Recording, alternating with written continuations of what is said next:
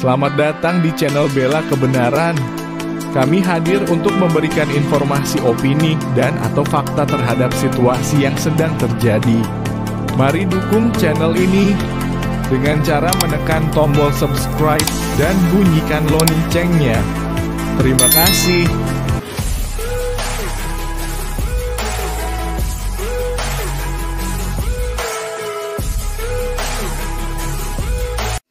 Firman Tuhan berkata, semua manusia yang lahir ke dalam dunia telah kehilangan kemuliaan Allah dan telah jatuh ke dalam dosa. Dan ketika saya tanpa pengenalan yang benar akan Tuhan, saya punya agama tapi saya tidak tahu siapa Tuhan dan saya tidak mengenal siapa rencana Tuhan. Jangankan mengerti rencana Tuhan dalam hidup saya, mengenal Tuhan aja saya tidak tahu, tapi saya punya agama. Dan itu masih terjadi dalam kehidupan banyak orang Kristen sekarang. Mereka beragama Kristen tapi mereka tidak mengenal Tuhan dengan benar. Dan pada tahun 95 saya kecewa dengan hidup, ya, karena saya merasa saya sudah mengikuti semua keinginan daging saya, mengikuti apa yang iblis mau, ya.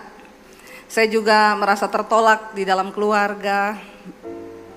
Mungkin karena papi saya juga, ya, membesarkan kami itu dulu saya sering dipukuli, saudara, jadi banyak kepahitan di hati sehingga saya cari pelampiasan di luar. Apa yang terjadi, saya jatuh, semakin jatuh. Dan ketika saya jatuh, iblis berkata, hidupmu sudah tidak ada guna lagi, lebih baik kamu mati. Dan hari-hari ini memang banyak orang yang lebih berani mati daripada berani hidup. Padahal gak usah bunuh diri juga pasti akan mati. Jadi daripada mati, mending hidup aja. Toh sama-sama mati. Amin, saudara. Jangan ada yang punya pikiran pendek mau mati. Karena kita gak usah bunuh diri juga bakal mati. Ya, jadi bukan soal matinya itu, pokoknya jalani aja lah hidup ini.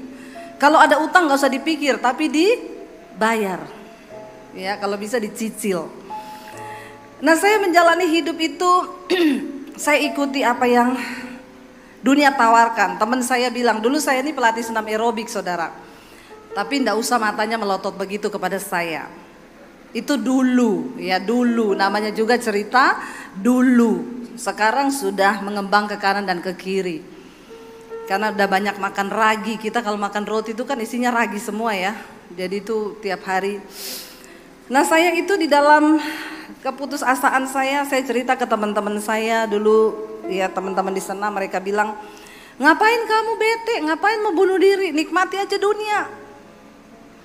Sepertinya nasihat ini betul, ya, nikmati dunia. Alkitab berkata apa yang ada dalam dunia, yang ada di dalam dunia ini cuma 3 hal. Keinginan daging, keinginan mata, dan keangkuhan hidup. Dan barang siapa yang hidup menurut dunia ini maka dia akan binasa, sebab dunia ini sedang binasa.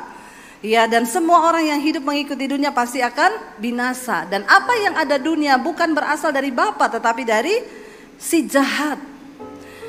Nah, keinginan daging, keinginan mata, keangkuhan hidup ini bukan berasal dari Bapa tetapi dari setan.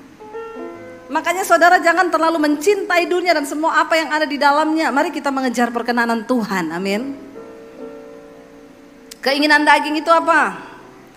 Galatia pasal 5 berkata keinginan daging itu telah nyata, percabulan, kenajisan, hawa nafsu, nafsu jahat, iri hati, kebencian, dendam, amarah, pertikaian, perpecahan, roh pemecah belah, kedengkian. Itu semua yang ada dalam daging kita. Dan barang siapa hidup menurut daging, engkau akan mati binasa. Tetapi jika oleh roh engkau mematikan perbuatan dagingmu, maka kamu akan hidup. Katakan amin. Jadi saudara, makanya saya bilang, setan itu tidak pernah takut dengan orang Kristen yang rajin ke gereja. Setan gak pernah takut dengan orang pelayanan. Setan gak takut sama pemain musik. Setan gak takut sama pengkhotbah.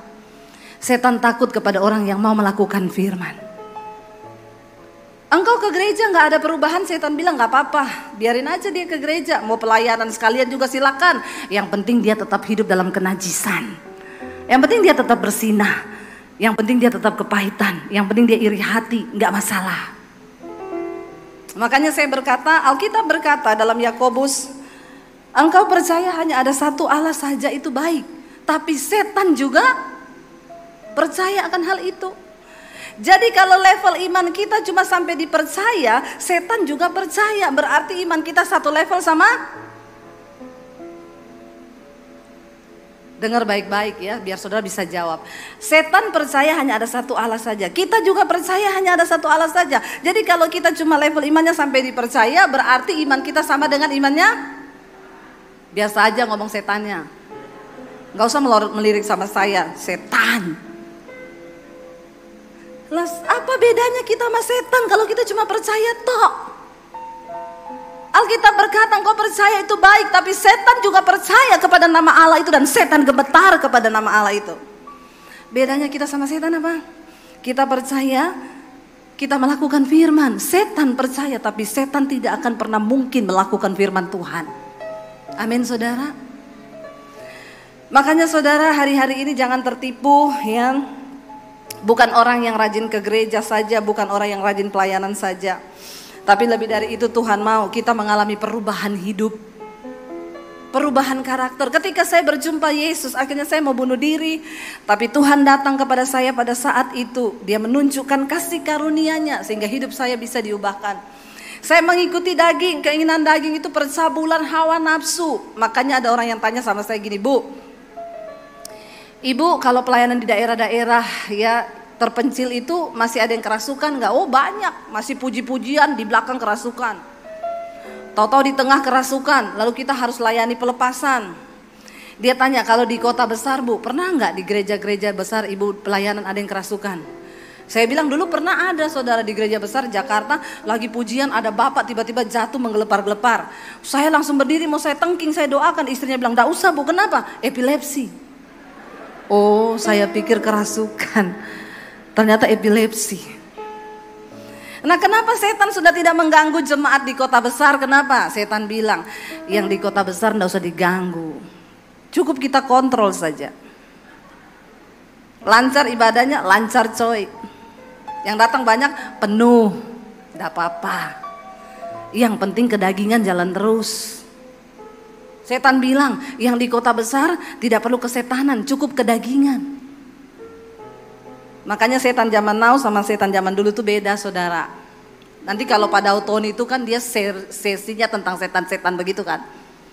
Memang pendeta itu harus ada spesialisasinya kayak dokter. Kalau saya ini spesialisasinya yang selingkuh-selingkuh, yang pelakor, ini lebih dari setan. Ini tidak bisa didoakan pelepasan.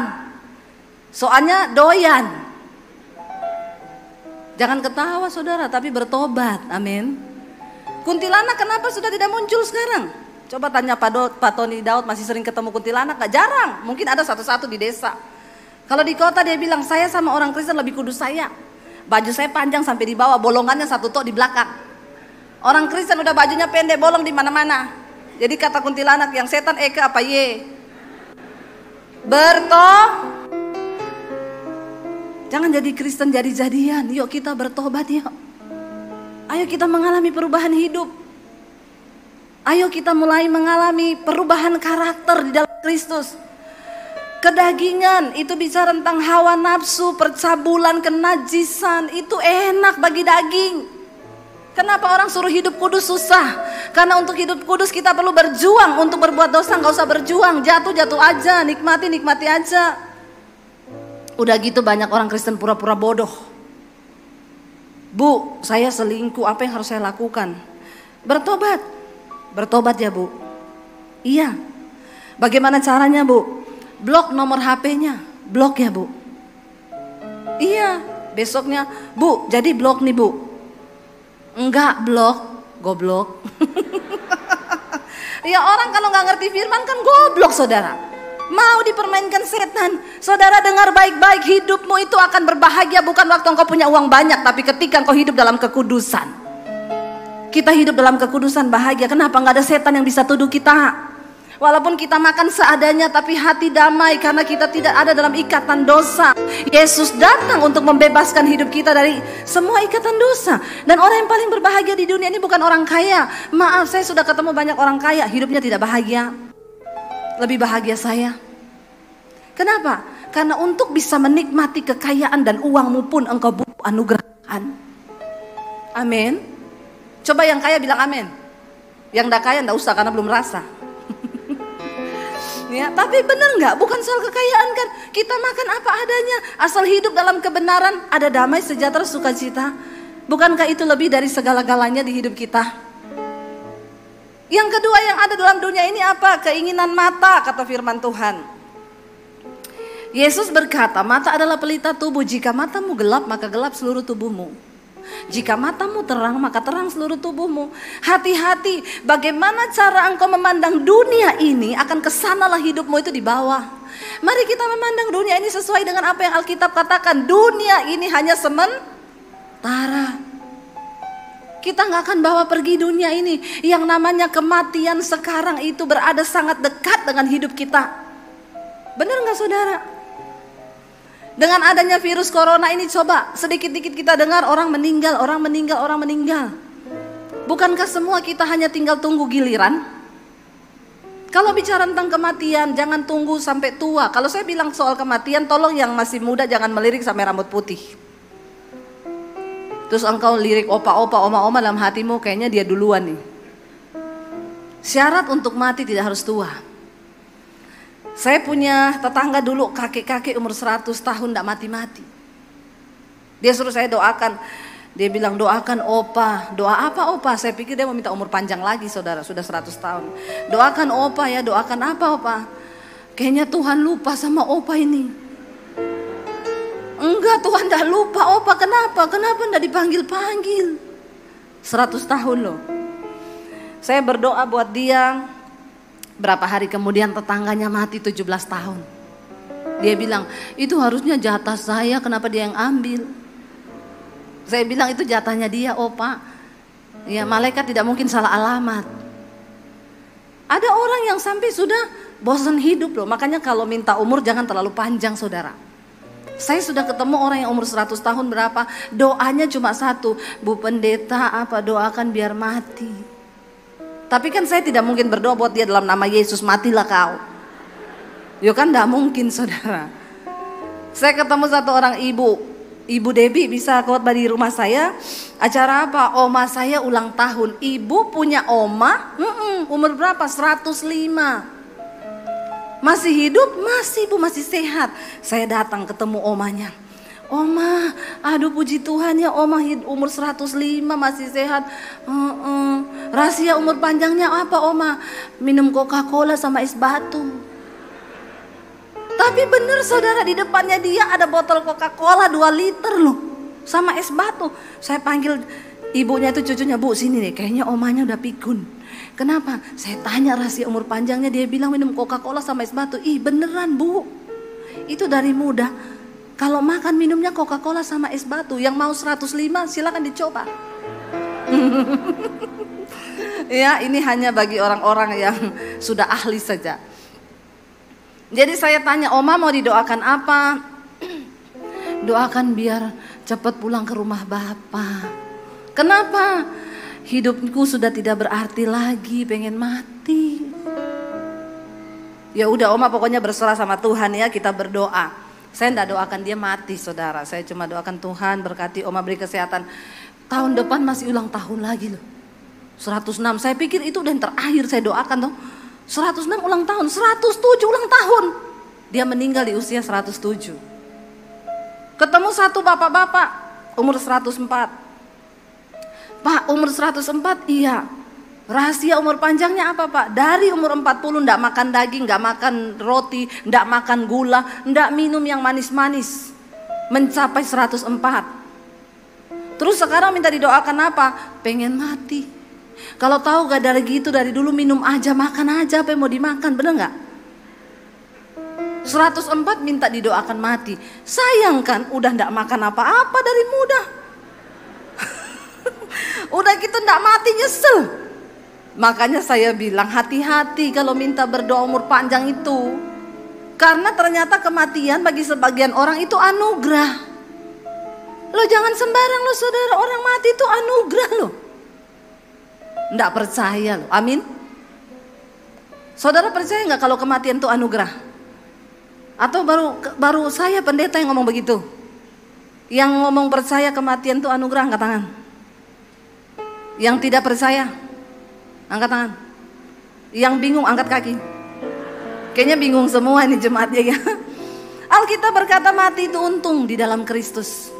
Hidup bagiku adalah Kristus, mati adalah sebuah keuntungan. Berapa banyak saudara yang sudah siap mati di sini? Wih, Bapak duluan angkat tangan Pak, luar biasa Pak. Malah Bapak nanti tidak mati-mati itu Pak. Karena Bapak udah siap. Ya, yang belum siap angkat tangan. Terus maunya saudara itu apa? Ditanya siap, nggak angkat tangan. Ditanya nggak siap, nggak angkat tangan loh. Dari saudara kita siap atau tidak siap? Kalau sudah waktunya pasti go. Daripada tidak siap lebih baik siap. Bagaimana mempersiapkan diri? Bukan pergi beli tanah di San Diego Hills, beli 5 lubang. Saya ketemu banyak orang kaya di Jakarta. Kita sudah siapkan 5 lubang Bu. Saya kan satu keluarga 5. Bukan soal lubangnya. Hidupmu tuh udah siap apa belum? Kita nih mau dikubur di mana aja nggak masalah. Tuhan nggak ditanya di absen di sorga. Kamu dari lubang mana? Rawa buaya. Oh, di belakang sana kau. Yang San Diego Hills dulu. Nggak ada. Mau sekeren apapun kuburanmu, mau dibangun. Makanya saya mau bilang nih buat anak-anak yang masih hidup, ya tolong hormati orang tuamu selagi dia masih hidup. Kalau sudah mati, biar kau bikinin kubur yang sekeren semewah apa, dia sudah tidak bisa menikmati itu. Amin. Waktu masih hidup itu orang tua disayang, dihargai. Ya saudara, bukan soal kuburanmu, bukan soal petinya apa, tapi hidup kita ini sudah siap belum? Kalau masih banyak kedagingan, hawa nafsu, amarah, kebencian, kepahitan, kekecewaan, engkau belum layak loh. Kalau engkau tidak bisa mengampuni orang yang bersalah padamu, engkau belum layak menghadap Tuhan. Lebih baik sekarang kita beres-beres sebelum dipanggil Tuhan, amin. Jangan ada kepahitan, jangan ada amarah, kebencian, apalagi kenajisan, percabulan. Aduh saudara. Saya berdoa jemaat di sini, jemaat yang sudah lulus dari segala hal-hal yang seperti ini. Tidak ada lagi percabulan, perselingkuhan. Bapak-bapak, dengar baik-baik ya. Waktu engkau masih susah dulu, yang menikmat, yang menemani kamu tuh istrimu dari kau masih susah. Saya tuh banyak menerima SMS sekarang konseling Bu. Suami saya sekarang berubah. Dulu waktu masih miskin Bu, dia setia, kami sama-sama hidup bersama. Sekarang sudah diberkati, uangnya sudah miliaran Bu. Dia punya perempuan lain. Apakah boleh saya meminta sama Tuhan Bu, biar kita miskin lagi aja? Saya bilang iya, enggak apa-apa. Kadang-kadang suami tuh gak tahu diri. Waktu kamu masih kere dulu, yang menemanimu tuh istrimu. Jangan sampai ketika engkau sudah diberkati terus engkau lupa diri, meninggalkan istrimu sebagai teman pewaris kerajaan Allah. Dan sudah mulai main selingkuh di luar. Bertobat loh bapak-bapak. Amin. Waktu Roh Kudus menjamah hidup kita. Kemarin ada seorang bapak WA ke saya, Bu Debbie, terima kasih Bu, saya nonton khotbah Ibu yang judulnya Akibat Dosa Tersembunyi. Yang masih menyimpan dosa tersembunyi, tolong nonton khotbah saya ini, ketik di YouTube Debbie Basjir Akibat Dosa Tersembunyi. Saya yakin Anda pasti tobat dan menghubungi nomor telepon saya di bawah ini. Nonton itu supaya saudara bisa bertobat. Orang-orang yang menonton itu sudah pada mengaku dosa, mulai dari yang homo, lesbi, yang simpan selingkuhan, mulai dari jemaat, pengerja, full timer, bahkan pendeta ada yang mengaku kepada saya. Lalu bapak itu bilang, Bu, terima kasih sayang. Waktu nonton khotbah Ibu itu, saya tergerak untuk mengakui dosa saya. Saya 10 tahun lalu pernah berselingkuh. Tapi saya sudah bertobat Bu. Nah ketika saya bertobat sekarang, nonton khotbah itu, saya ada tuduhan di hati, apakah saya harus ngomong ke istri saya? Saya bilang, enggak usah dulu, yang penting bapak sudah tobat. Kedua, bapak sudah ngaku sama saya. Takutnya bapak ngomong ke istri enggak siap, malah bisa berantem. Oh begitu ya Bu, iya. Lalu dia hubungi saya lagi, Bu Debbie, saya nggak sejahtera Bu. Kayaknya saya harus ngomong ke istri. Ya sudah, kalau memang bapak merasa itu, bapak berdoa dulu, cari waktu yang tepat, hari yang tepat. Kalau perlu bapak berpuasa supaya istrinya tidak syok. Iya Bu. Kemarin dia telepon saya, Bu Debbie. Akhirnya saya dapat waktu yang tepat. Saya minta tuntunan Tuhan. Saya doa buat istri, saya doa buat waktunya. Dapatlah waktu yang tepat. Saya ngaku sama istri, semua saya ceritakan. Yang kaget bukan istri saya Bu, tapi saya. Kenapa? Karena ternyata istri saya juga pernah selingkuh. Akhirnya buka-bukaan. Mumpung kamu ngaku, saya juga mau ngaku. Tapi bukan itu yang terpenting. Tapi Bu, sekarang rumah tangga kami dibaharui oleh Tuhan. Kami sekarang hidup damai bersama. Kami dipulihkan karena Tuhan mengasihi rumah tangga kami. Saudara, jangan berikan tempat bagi iblis di dalam keluarga kita. Jangan berikan tempat bagi setan dalam rumah tangga kita. Mari kita hidup di dalam kekudusan, supaya anak cucu kita juga boleh mengalami berkat Tuhan. Kita hentikan kutuk sampai di keturunan kita. Ayo kita berjuang. Ketika saya mengikuti dunia, keinginan daging, keinginan mata, keangkuhan hidup, kesombongan. Orang itu makin kaya makin sombong, makin kaya makin, namanya juga orang kaya sombong biasa, miskin sombong aja banyak. Jangan sombong. Istilahnya saudara, semua manusia itu punya bakat sombong, tapi Alkitab berkata Tuhan menentang orang yang sombong. Saya mengikuti semua yang iblis tawarkan itu, lalu saya jatuh dan akhirnya saya berakhir pada saya mau bunuh diri tahun 95. Tapi karena begitu besar kasih Tuhan atas hidup saya, Dia menyelamatkan saya.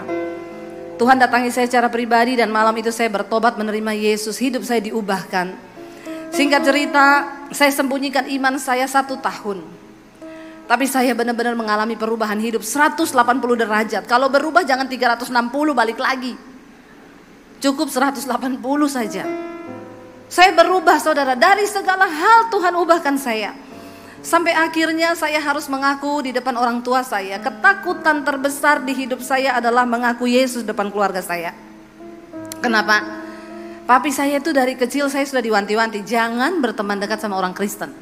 Kalau kamu sampai jatuh cinta sama laki-laki Kristen, lebih baik papi masuk penjara, papi bunuh kamu daripada kamu bikin malu keluarga.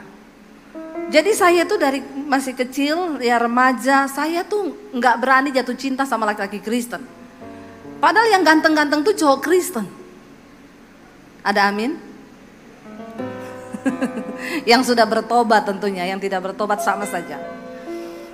Lalu saya harus mengaku Yesus depan keluarga saya mengalami perubahan. Saudara, dulu saya baca Alkitab tuh di kamar, sembunyi. Ya, dulu belum ada YouTube, belum ada handphone, belum ada Google. Mau tanya tentang kasih karunia di Google, enggak ada. Makanya saya mau bilang kalau sekarang ini saudara tidak bertumbuh dalam iman, kebangetan. Kebangetan. Sekarang saudara mau cari pengajaran apa, semua ada. Dulu saya handphone aja belum ada. Bacanya Alkitab, saya sembunyi di bawah bantal, di bawah kasur, saya tumpukin pakai kain-kain jangan sampai ketahuan. Kadang saya harus baca Alkitab di kamar mandi. Tapi Alkitab berkata iman itu bertumbuh dari aniaya. Makanya sering-seringlah teraniaya, supaya imanmu bertumbuh, amin. Yang belum teraniaya saya doakan supaya teraniaya. Loh, itu Alkitabiah. Dan akhirnya saya mulai bertumbuh, saya baca Alkitab, hidup saya mulai berubah, Sampai akhirnya 1 tahun saya sembunyikan iman saya, ketahuan sama kakak saya, lalu dia ancam mau dilaporkan ke papi saya. Dan akhirnya saya bilang sama Tuhan, Tuhan beri saya kekuatan, saya mengaku sendiri. Dengan hati orang percaya, dengan mulut dia mengaku dia dibenarkan dan diselamatkan. Saya menghadap papi saya bilang, papi saya mau ngomong apa? Saya mau minta izin, mau kemana? Ke gereja. Papi saya kaget. Yang pertama keluar dari mulutnya dia bilang begini, oh ini penyebabnya, makanya akhir-akhir ini papi lihat kamu jadi aneh. Semua orang yang berjumpa dengan Tuhan Yesus secara pribadi, saya jamin pasti menjadi aneh. Pertanyaan saya, sudah anehkah saudara? Kenapa jadi aneh? Dulu merokok, ketemu Yesus pasti nggak merokok lagi. Nggak usah tanya ayatnya di mana Bu dilarang merokok, di pom bensin. Baca sana di pom bensin. Sedangkan di pom bensin saja Anda tidak diterima, apalagi di sorga. Saya pernah khotbah begini saudara, waktu pulang dari gereja saya jalan lewati mall, tiba-tiba dikejar jemaat. Dia teriak-teriak, Bu Debi. Saya menoleh ke belakang, bapak-bapak orang Ambon sangar. Dia bilang, ibu tadi khotbah soal rokok toh. Iya, kenapa Pak? Saya itu dari dulu paling gak suka kalau pendeta itu khotbah-khotbah soal rokok. Emang yang beliin rokok saya minta uang pendeta. Jadi Bapak ini keberatannya di mana? Tapi tadi saya dengar ibu bilang, sedangkan di pom bensin kamu tidak diterima, apalagi di sorga. Itu saya pikir-pikir terus ibu. Ternyata seringkali khotbah gak usah pakai bahasa-bahasa yang ribet saudara. Gak usah pakai Ibrani Yunani. Dengan ngomong begitu aja ada yang nyantol loh. Saya pikir-pikir tadi sepanjang ibadah, betul juga ya. Sedangkan di pom bensin saya tidak diterima, apalagi di sorga. Terus dia bilang gini, ibu kalau begitu ibu doakan saya ibu, supaya saya bisa cepat berhenti merokok. Ibu ada tips? Enggak ada. Kalau Bapak pengen merokok, Bapak hidupin rokoknya, puter apinya taruh bibir. Lakukan itu 3 kali sehari. Saya yakin Bapak berhenti merokok dengan cepat, karena bibirmu melepuh. Loh saudara, daripada Bapak dibakar di api neraka, lebih baik Bapak kena api rokok. Dia bilang, iya betul juga ya.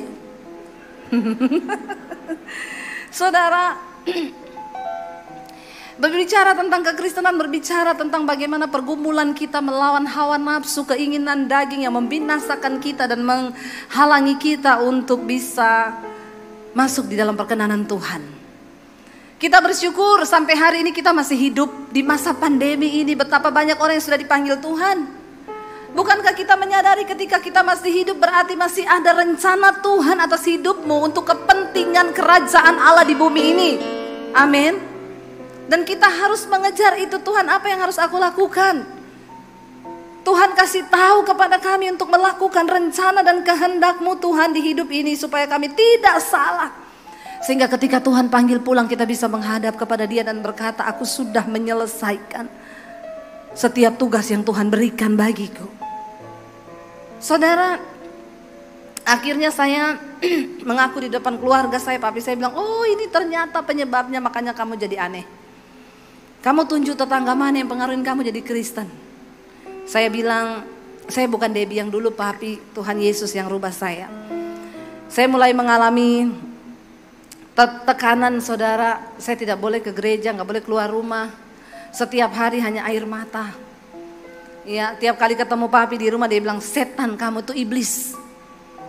Saya cuma terus belajar melepaskan pengampunan. Dan orang yang pertama kali saya lepaskan pengampunan adalah keluarga saya sendiri.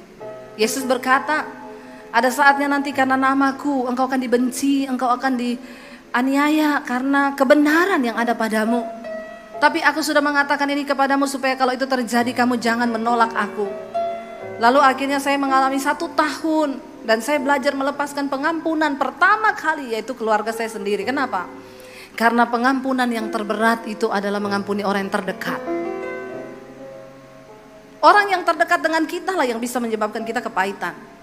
Saya belum pernah doakan orang kepahitan gini, nangis, saya kepahitan bu bertahun-tahun. Terus saya tanya, ibu kepahitan sama siapa? Sopir angkot bu, belum pernah.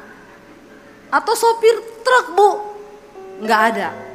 Ya, kebanyakan kepahitan kepada suami, kepada istri karena mereka orang yang terdekat. Nanti tolong panitia saya kalau sudah selesai kasih tahu waktunya sudah selesai ya. Karena kalau tidak saya suka lupa waktu.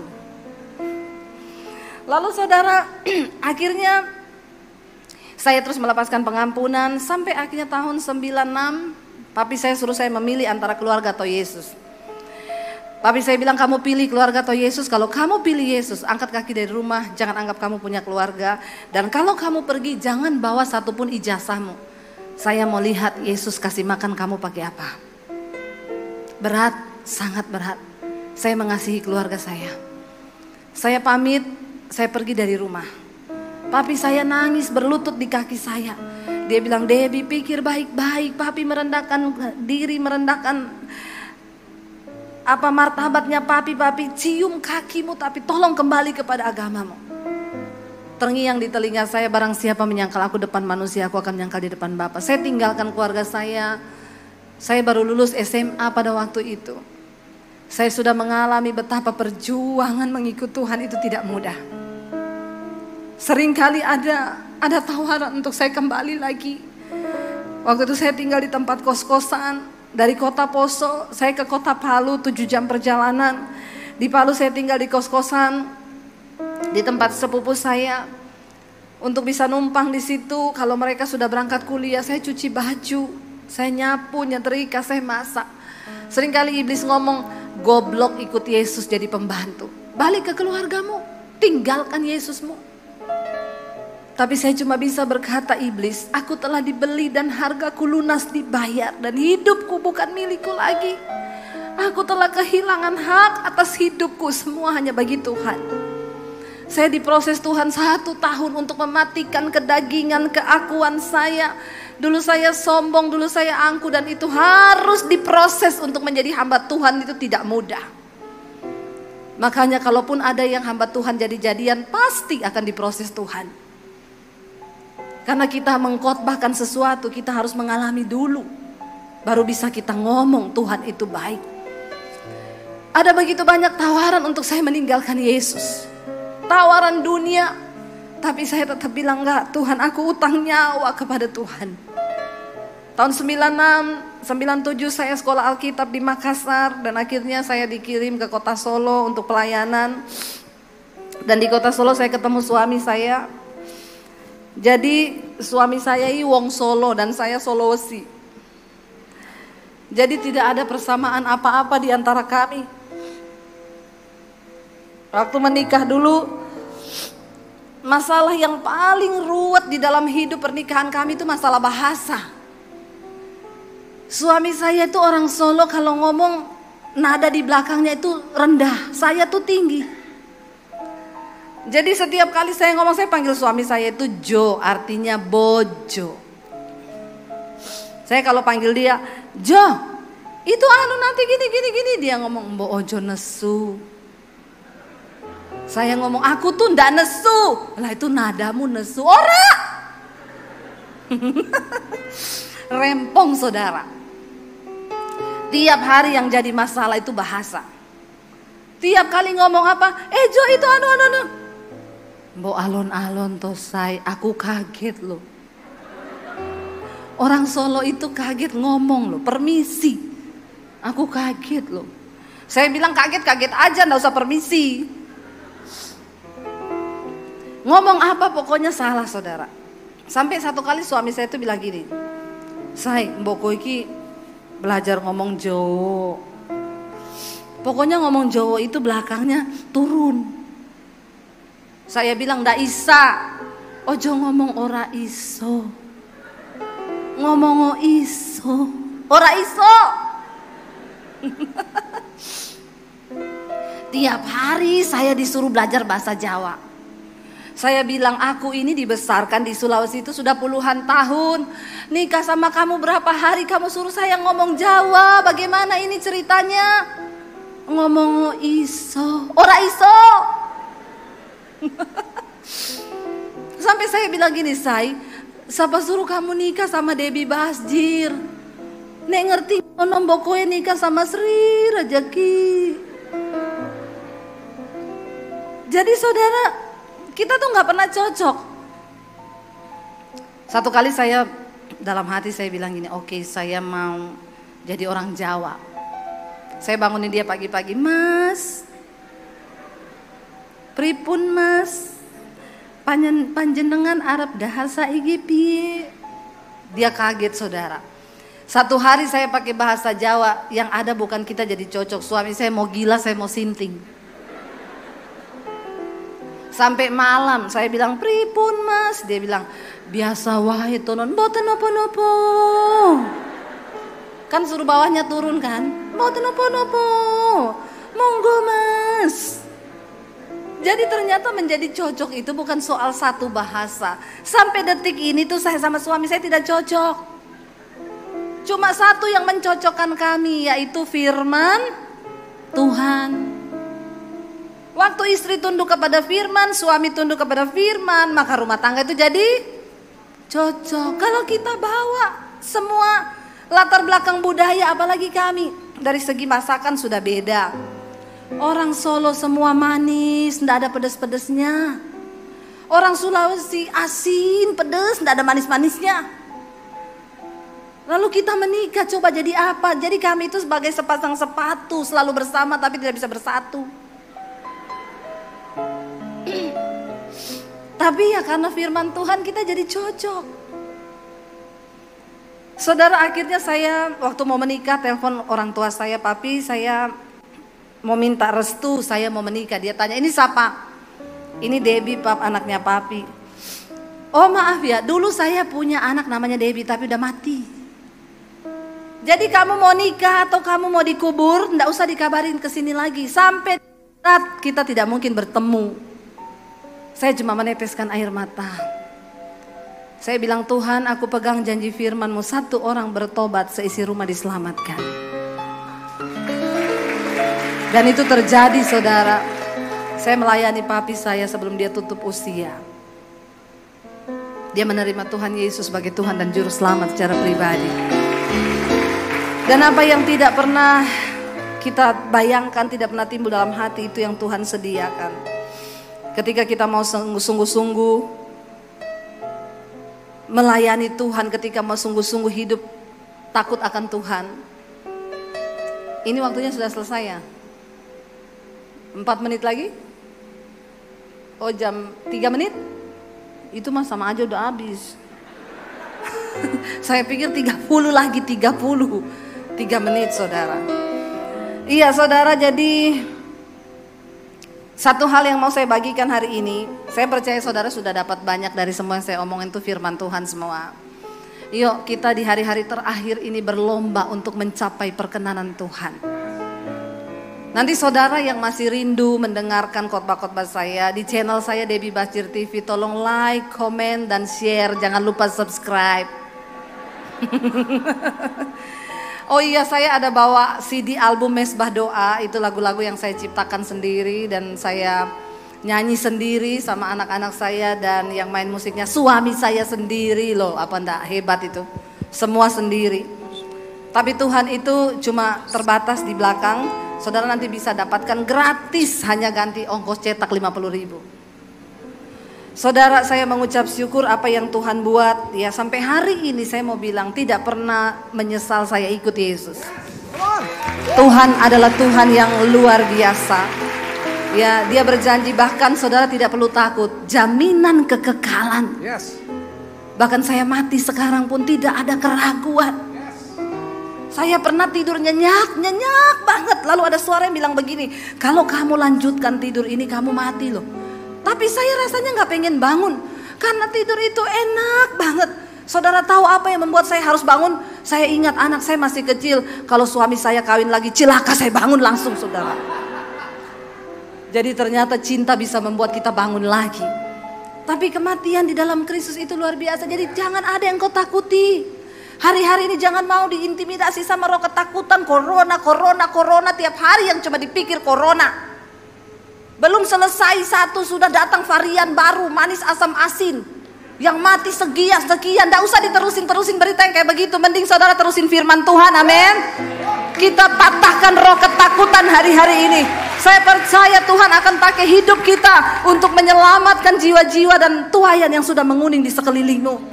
Menguning saudara. Dari channel YouTube saya hari ini, sebelum pandemi 50.000 subscriber, hari ini 365.000. Saudara tahu, orang bukan itu yang menjadi kebanggaan saya. Orang bertobat, datang semua mengaku dosa mau dilayani. Bukan cuma dari orang Kristen, dari orang yang belum percaya Yesus. Ibu, saya mau terima Tuhan. Saya berdosa, ada yang gini, Bu, saya dari garis keras. Saya nonton khotbah Ibu, saya mau buka hati bagi Tuhan Yesus. Dia Tuhan di atas segala Tuhan, Dia Raja di atas segala Raja. Mari kita bangkit berdiri bersama.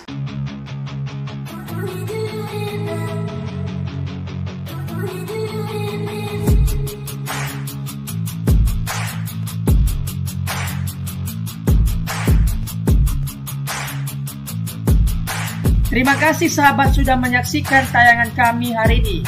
Tuhanlah yang membalas dan memberkati kita semua. Apabila sahabat diberkati, marilah kita dengan murah hati untuk share video ini kepada teman-teman kita yang lain, kepada grup-grup keluarga dan sebagainya. Dan jangan lupa meninggalkan komentar di bawah video ini, serta menekan tombol subscribe video kami, sehingga sahabat tidak ketinggalan video-video terbaru dari kami. Terima kasih. Tuhan Yesus memberkati kita semua. Dan dengarkanlah firman Tuhan singkat ini. Mintalah maka akan diberikan kepadamu. Carilah maka kamu akan mendapat. Ketuklah maka pintu akan dibukakan bagimu. Kita harus melakukan sesuatu sampai sesuatu itu akan terwujud atas hidup kita. Minta, cari, dan ketuklah maka Tuhan pasti membukakan pintu. Lukas 18 ayat 1. Yesus mengatakan suatu perumpamaan kepada mereka untuk menegaskan bahwa mereka harus selalu berdoa dengan tidak jemu-jemu. Kita berdoa dengan tidak jemu-jemu. Terus minta maka pasti akan diberikan. Tuhan Yesus berkata, "Karena itu aku berkata kepadamu, apa saja yang engkau inginkan ketika engkau berdoa, percayalah bahwa engkau telah menerimanya dan engkau akan memilikinya." Amini ayat firman Tuhan ini, bahwa Tuhan pasti memberikan segala sesuatu yang kita butuhkan. Semoga Allah, sumber pengharapan, memenuhi kamu dengan segala sukacita dan damai sejahtera dalam iman kamu, supaya oleh kekuatan Roh Kudus kamu berlimpah-limpah dalam pengharapan. Terima kasih. Apabila sahabat ada komentar dan pendapat yang lain terhadap video hari ini, boleh tuliskan komentarnya, pendapatnya di kolom komentar di bawah video ini, sehingga kita boleh diskusi